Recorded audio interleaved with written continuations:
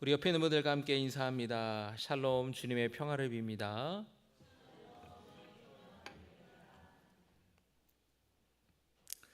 이제 여러분들 이제 입고 계신 옷이 좀 가벼워진 것 같아요. 저녁인데도 이제 반팔 입으시고 또 에어컨도 좀 틀었는데 좀 이렇게 본격적으로 좀 오늘도 좀 많이 더웠죠? 네.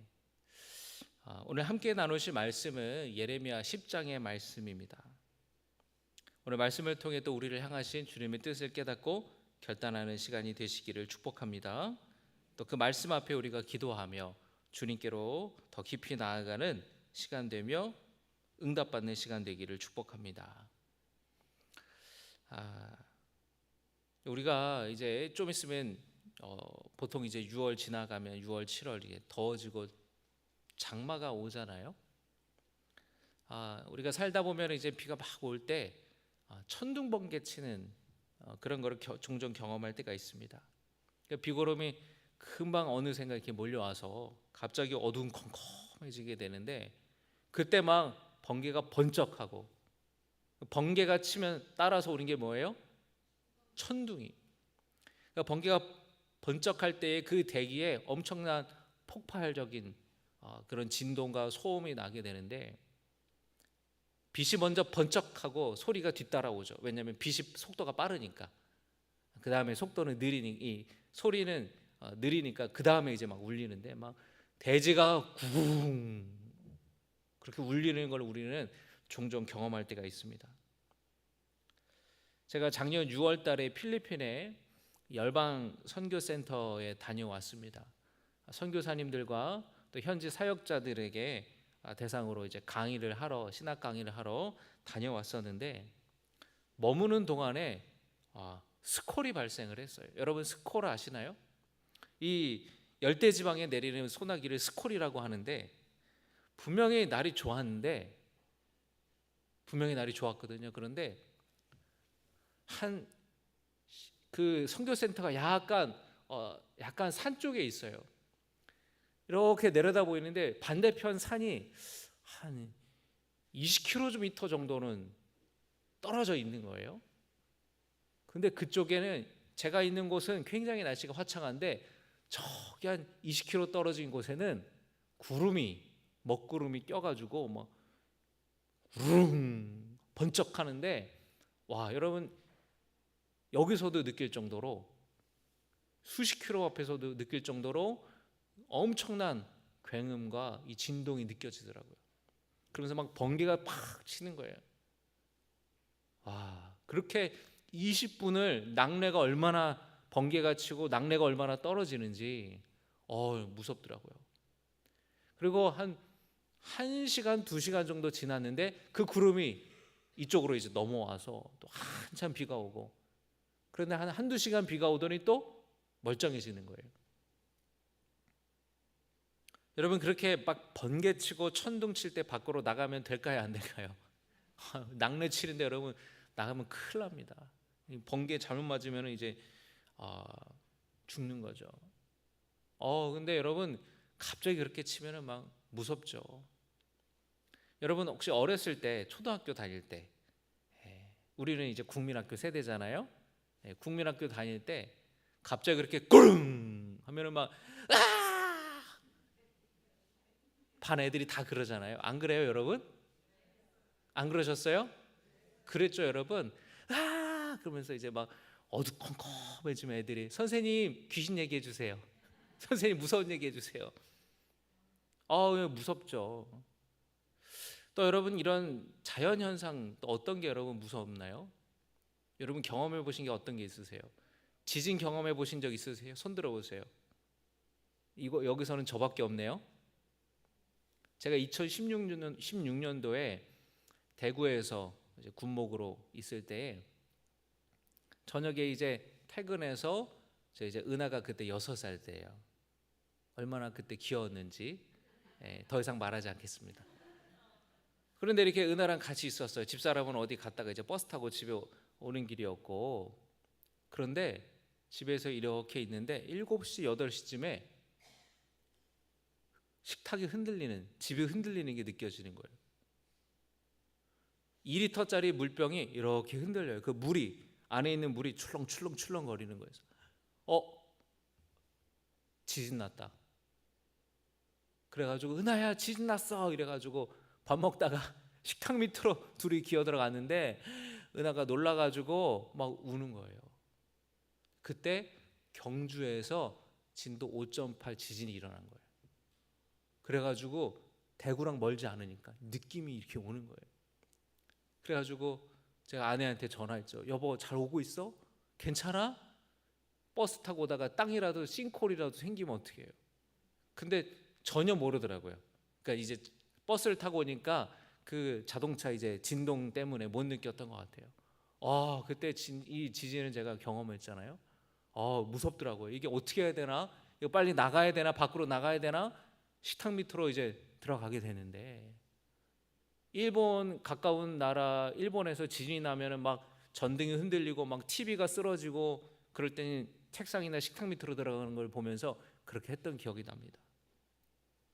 또 여러분, 우리가 이렇게 산사태 나는 거 보면 또 얼마나 무서워요. 우리나라에서 낙석이나 산사태가 제일 많이 나는 그 지역 중에 하나가 이 울릉도예요.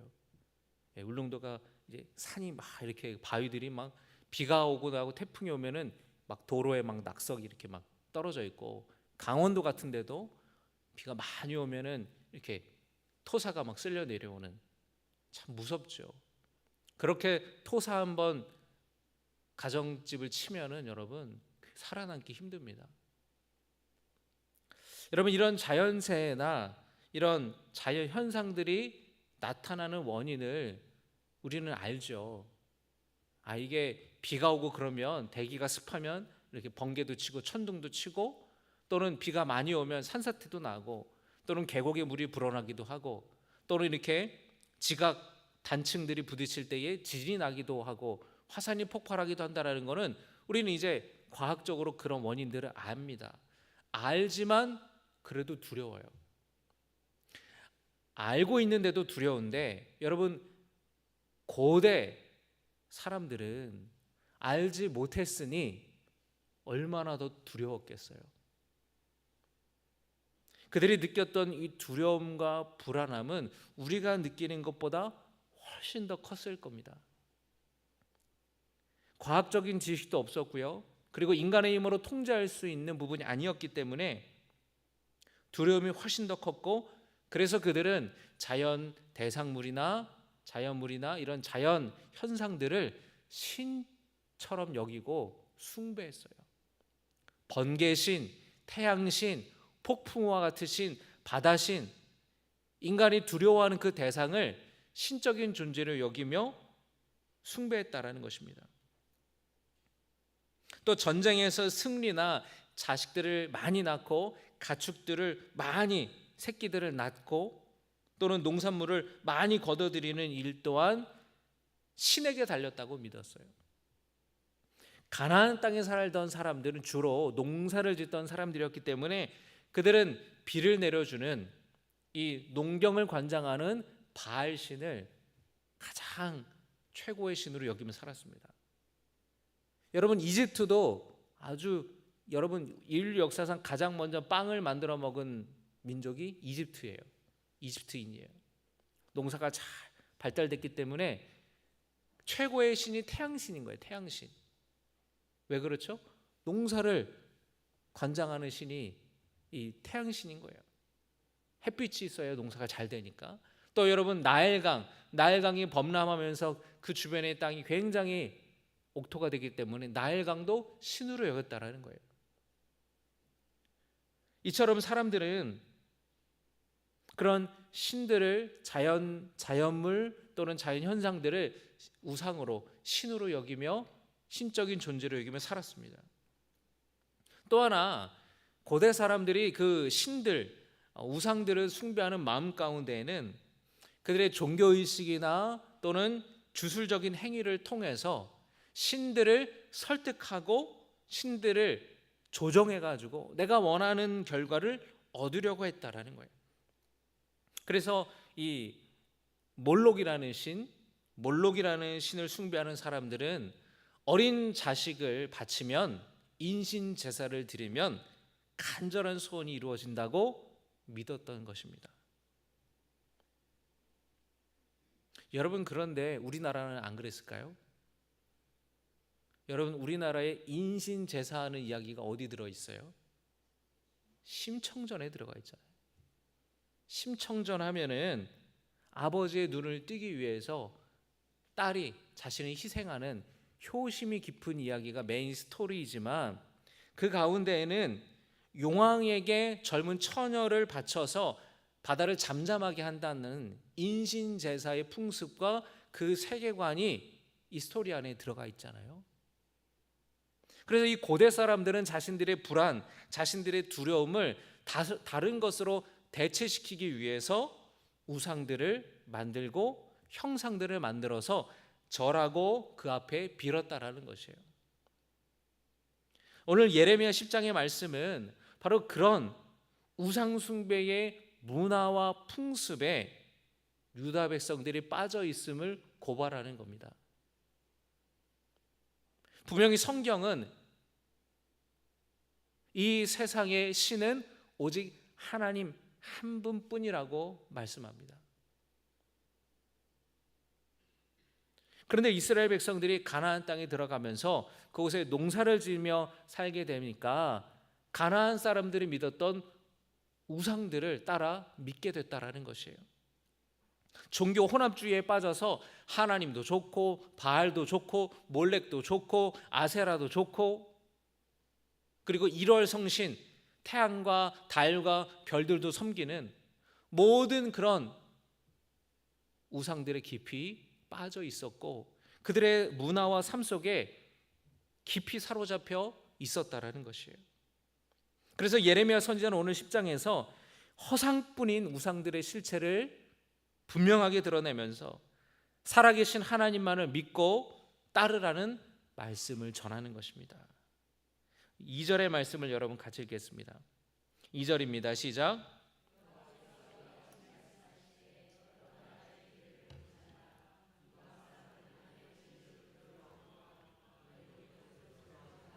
이방 사람들은 하늘의 징조를 두려워한다는 거예요. 하늘의 별이 갑자기 여러분 혜성이 쫙 들어서 그러면 뭔가 불길하다. 달이 막 시뻘개요. 뭔가 불길하다. 이렇게 가물어. 비가 안 와. 또 언제는 이렇게 비가 와. 이렇게 막 산사태가 나. 사람들은 그거를 굉장히 두려워했다는 거예요. 그리고 그 앞에 절하고. 그런데 예레미야가 뭐라고 말씀합니까? 이방 사람들은 그렇게 하늘의 징조를 두려워하지만 너희는 그것을 두려워하지 마라. 두려워하지 말라고 하나님이 예레미야 선지자를 통해 말씀하시는 겁니다. 왜냐하면 온 우주 만물을 누가 창조하신 거예요? 하나님이 창조하셨어요. 하나님의 주권 아래에 있고 하나님의 손 아래에 있고 하나님의 말씀으로 다 창조하신, 하나님의 능력으로 창조하신 것인데 왜 그것을 두려워하느냐라는 거예요. 하나님의 발 아래에 있다라는 거예요. 하나님의 주권 아래에 있다라는 것이에요. 12절의 말씀에 뭐라고 말씀합니까? 여호와께서 그의 권능으로 땅을 지으셨고, 뭐로 했어요?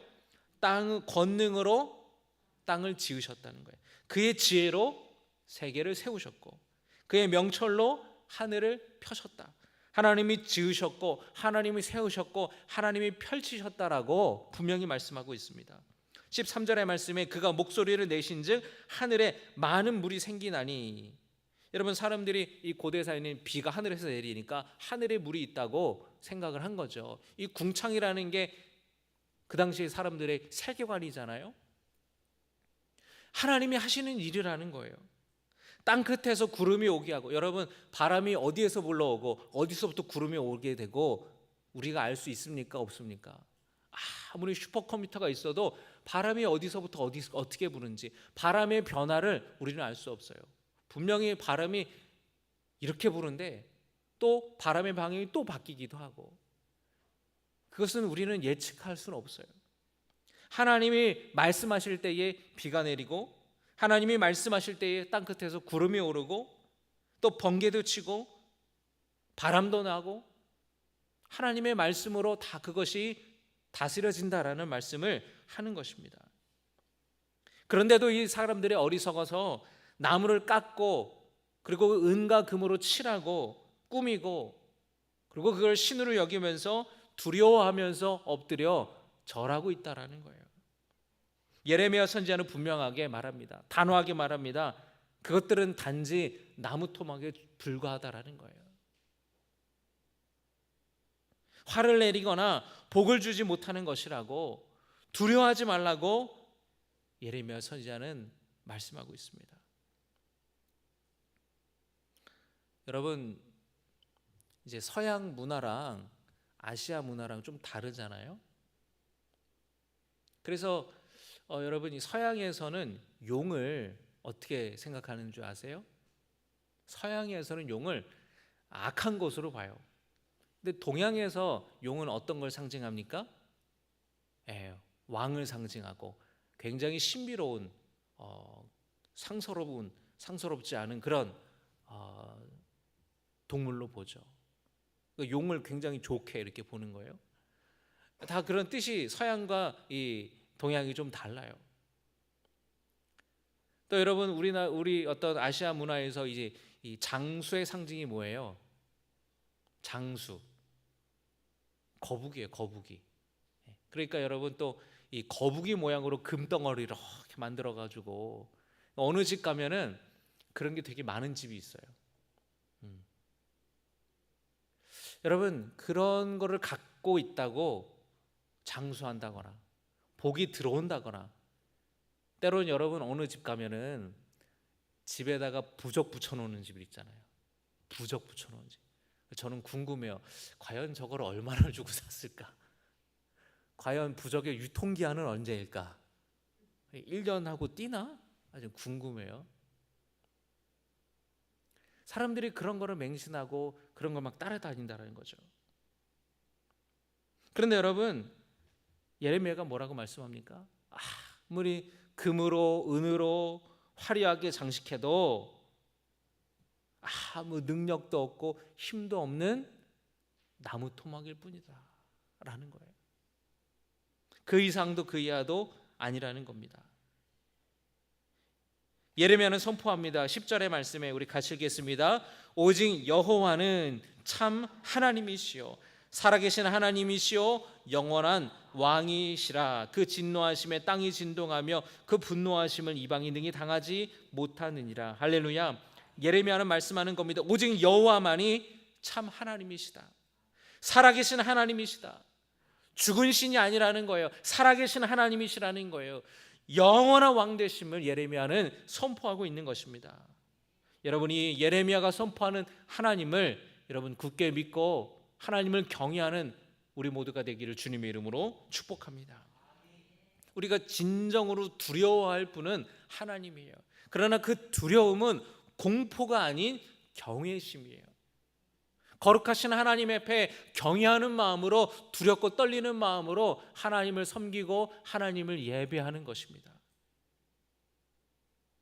여러분, 오늘 이 남유다 백성들의 모습, 그리고 이 예레미야 선지자의 말씀을 통해서 우리의 삶을 돌아보기를 원합니다. 우상 숭배는 탐욕 그리고 불안과 깊이 연결되어 있어요. 오늘날에도 어리석은 사람들은 손으로 만든 형상 앞에 절합니다. 그리고 복을 빌어요. 그 앞에 수십 번, 수백 번 절합니다. 재물을 갖다 바쳐요. 그런데 여러분, 지난번에도 제가 말씀드렸듯이 우상 숭배는 기복신앙과 깊이 연결되어 있어요. 어떤 방식으로든 내가 복 받으면은 그게 전부라는 거예요. 왜 이스라엘 사람들이 우상 숭배했다 그랬어요? 바알에게 절하고 바알 숭배 잘하면 비가 내려서 농사 잘 되니까 내가 잘 되기 위해서 우상 앞에 절하는 거예요. 내가 잘 되기 위해. 우상 숭배는 여러분 내 탐욕, 기복신앙과 철저하게 연결되어 있는 겁니다. 그래서 여러분, 우리가 신앙생활할 때에 그것을 우리는 살펴봐야 돼요. 내가 하나님을 믿는 것도, 내가 하나님을 섬기는 것도 하나님이 목적이 아니라 하나님은 수단이고 하나님은 수단일 뿐 내가 복 받는 게 목적이 된다면 잘못된 신앙생활이라는 거예요. 하나님이 목적이 되는 신앙생활을 할 수 있기를 주님의 이름으로 축복합니다. 어떤 방식으로든 내가 복 받으면 그뿐이라는 거예요. 성공을 신으로 여기고 번영을 신으로 여기고 살아가는 겁니다. 그리고 이 우상 숭배는 불안과도 연결이 되어 있어요. 여러분, 오늘 예레미야가 뭐라고 이야기합니까? 이방 사람들은 하늘의 징조를 두려워하거니와, 두려워한다라는 거예요. 불안하다라는 거예요. 여러분,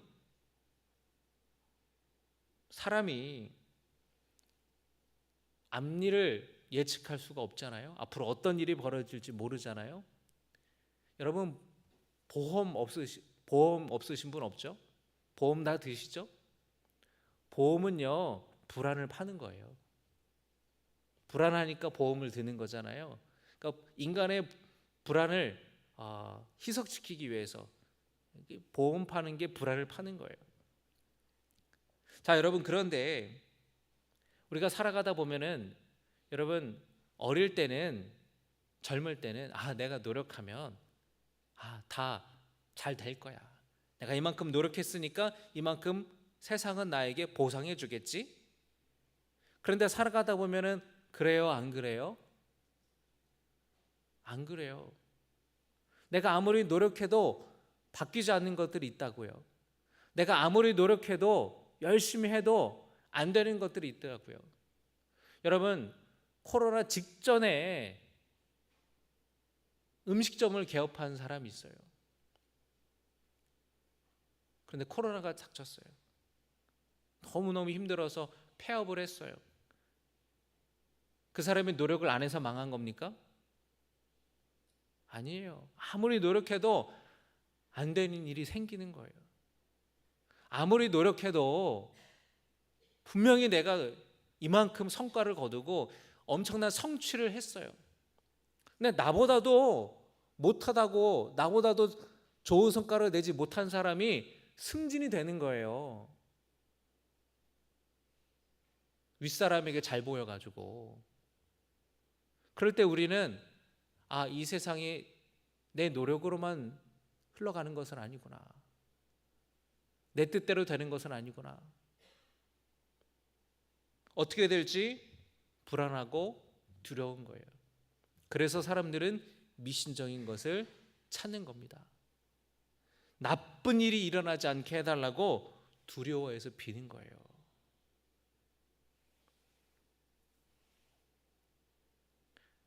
경제적인 불안을 없애기 위해서 돈을 최고의 가치로 여기는 거예요.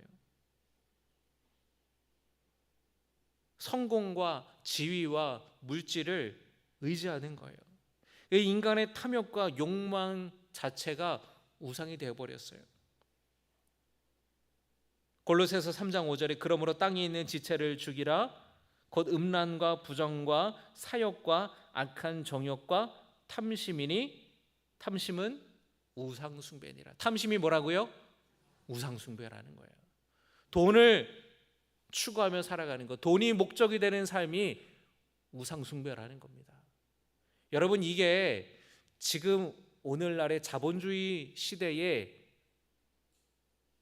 이 성경은 지금 시대에 쓰여진 게 아니잖아요. 근데 2000년 전에 쓰여졌지만 오늘날 이 자본주의 사회를 살아가는 우리에게 말씀하는 거예요. 탐심은 우상숭배니라. 얼마나 많은 사람들이 우상숭배하며 살아가는 거예요. 돈을 추구하며 돈을 따라가며 살아갑니다. 여러분, 욕구와 욕망은 분명히 달라요. 우리는 다 욕구가 있습니다. 욕구는 자연스러운 거예요. 배가 고프면 밥을 먹고 싶고 졸리면 자고 싶고 자연스러운 욕구입니다. 좀 더 높은 차원의 욕구는 어떤 것이 있어요? 사람들에게 인정받고 싶고 칭찬받고 싶고 또 자아실현하고자 하는 그런 욕구도 다 사람들 안에 있는 겁니다. 그런데 문제는 욕망이에요. 욕망, 탐욕이에요. 이거는 그 이상의 거예요. 욕망에는 한계가 없습니다. 여러분 얼마 정도 있으면 행복할 것 같아요? 돈이 한 10억 정도 있으면 행복할까요? 한 50억 정도 있으면 행복할까요? 여러분 분명히 제가 단언하건대 여러분 100억 있어도 돈 더 갖고 싶어 하실걸요? 그게 인간이에요.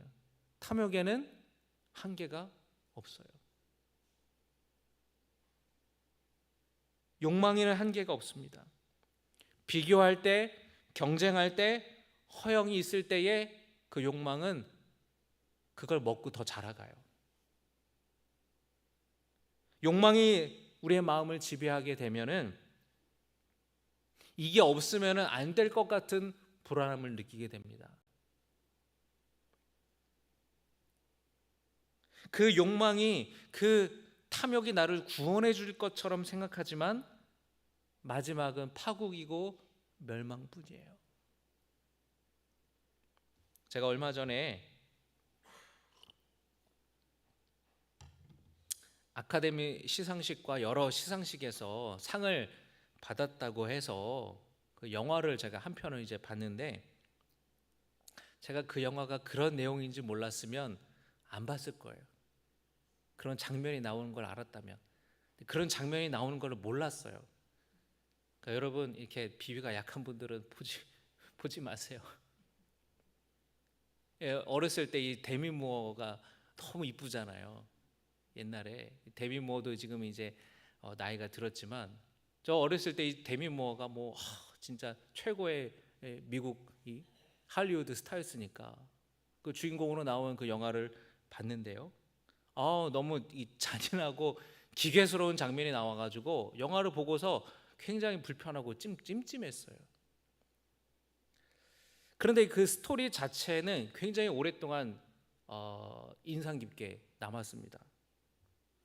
그 인간의 탐욕에 관한 이야기였거든요. 한때 잘 나가던 여배우가 나이가 들자 퇴물 취급을 받았어요.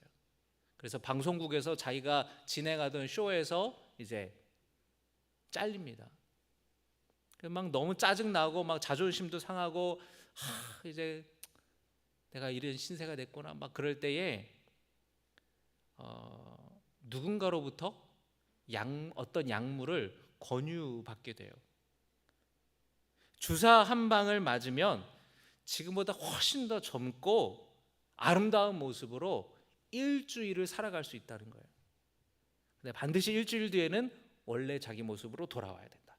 일주일 간격으로 스위치하는 거예요. 주인공이 이 주사를 딱 맞는데 얼마나 젊고 아름다운 모습으로 다시 태어났는지 옛날보다 더 화려하고 옛날보다 더 많은 인기를 누리는 스타가 됐어요. 그런데 여러분 그게 기간이 얼마예요? 일주일이에요. 일주일 뒤면 다시 쭈글쭈글하고 나이 먹은 자기 모습으로 돌아와야 돼요. 그 일주일은 아주 비참해요.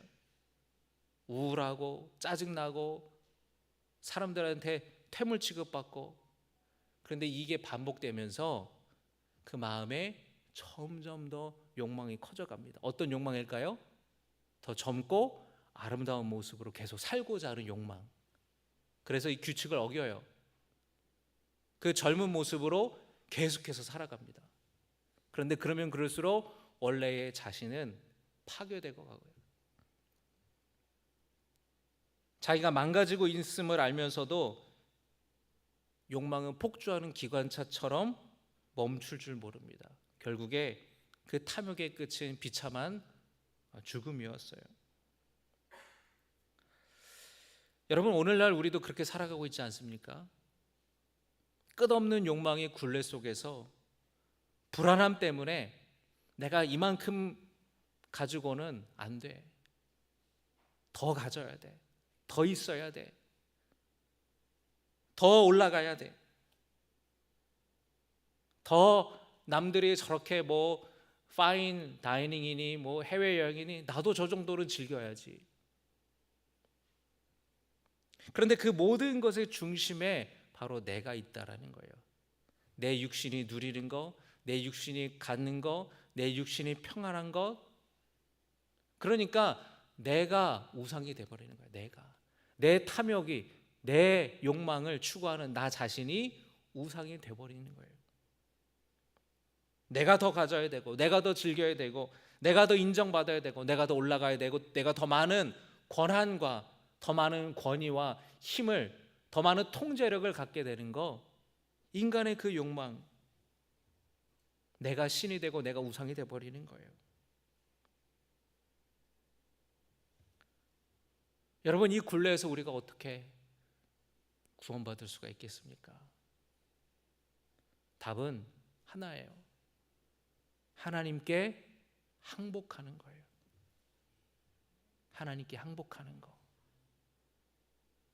여러분, 항복이라는 말은 부정적으로 들리죠. 항복하고 싶잖아요. 내가 왜 항복해? 그러나 여러분, 내가 그런 탐욕이 내 안에 있고, 내 안에 그런 욕구를 넘어서는 욕망이 내 안에 있다라는 것을 주님 앞에 인정하는 거예요. 두 손 들고 항복하는 거예요. 여러분, 항복이 어떤 의미가 있습니까? 당신께 나를 전적으로 맡깁니다 라는 뜻이 있잖아요. 나는 이제 힘이 없습니다. 나는 당신 겁니다. 당신이 알아서 하십시오. 내가 신이 되어서, 내가 우상이 되어서 살아왔던 삶을 내려놓고 하나님께 전적으로 맡기는 거예요. 하나님이 나를 책임져 주십시오. 하나님이 나를 다스려 주십시오. 하나님께 나를 맡깁니다 라는 그런 항복함으로 주님 앞에 나아갈 때에 복음이 우리를 구원하고 하나님의 사랑이 우리를 그 탐욕의 굴레에서 건져 주신다라는 것을 믿으시기를 주님의 이름으로 축복합니다. 세상이 줄 수 없는 것을 주님이 그때 주시는 거예요. 세상은 더 가져야 행복하다고 말하지만 하나님은 나눌 때 행복하다고, 그리고 예수만으로 충분하다고 말씀합니다. 주님 한 분만으로 충분한 삶을 살아갈 수 있다고 성경은 말씀합니다. 여러분, 우리가 그런 탐욕의 사람이었음을 인정할 수 있기를 바랍니다. 주님 앞에 엎드려서 내가 더 힘을 가지려고 하고, 내가 남을 통제하려고 하고, 물질의 탐욕이 있었음을, 내 육신의 즐거움을 추구하며 살았던 것을 우리가 회개할 때에, 주님께 항복함으로 나아갈 때에, 온전히 주님께 나를 맡길 때에 하나님께서 그 어떤 것으로도 충족되지 못하고 그 어떤 것으로도 평안함을 줄 수 없었던 우리 마음 가운데에 진정한 기쁨과 평안과 안식을 주실 줄로 믿습니다. 여러분의 불안을 주님께 맡기시고 주님을 의지할 때에 주님이 여러분을 책임져 주시고 주님이 때에 따라 이른 비와 늦은 비로 채워주시고 매일의 일용할 양식으로, 매일의 만나로 여러분을 보살펴 주신다라는 것을 기억하시기 바랍니다. 왜 무엇을 먹을까, 무엇을 입을까 두려워하냐고, 저 들꽃을 보라고, 하늘의 새들을 보라고 하나님이 다 입히시지 않냐고, 먹이시지 않냐고. 하나님께 여러분, 우리가 항복함으로 전적으로 주님 앞에 나아갈 때 하나님이 여러분을 돌보심을 믿으시기를 주님의 이름으로 축복합니다.